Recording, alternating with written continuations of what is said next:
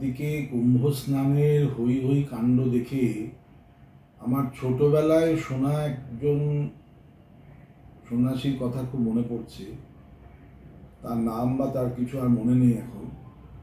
তিনি একটা ভীষণ সুন্দর কথা বলতেন, আমার এখনো মনে আছে সেটা হচ্ছে স্নান কাকে বলে।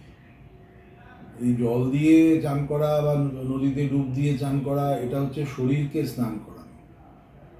কিন্তু আমি যেটা শুনেছিলাম সেই সন্ন্যাসীর কাছে, স্নান হচ্ছে মনের স্নান, এবং মনের স্নান তিনভাবে করা যায়।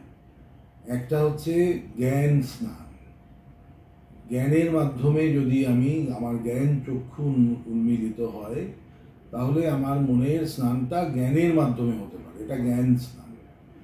একটা হতে পারে ভক্তি স্নান, আমাদের ভক্তিবাদ যা বলে, যে আমি যদি খুব ভক্ত মানুষ হই, অন্য সব লজিক আমি বাদ দিয়ে, আমি কাউকে ভীষণ বিশ্বাস করি, সে যে ধর্মে, যেই গুরুদেব, যেই ঈশ্বর, যেই হন তিনি, তাকে আমি মানি, তাকে বিশ্বাস করি, সেটা ভক্তি।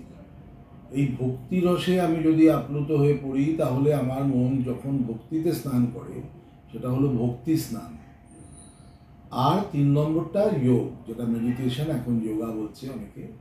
সেই যোগা মানে আত্মার সঙ্গে পরমাত্মার মিলন, তার মধ্য দিয়ে যে স্নান, তার মানে পরমাত্মার উপস্থিতি আমার ভেতরে আমি যেদিন উপলব্ধি করতে পারবো আমার ধ্যানের মাধ্যমে, সেটা হচ্ছে এক ধরনের স্নান।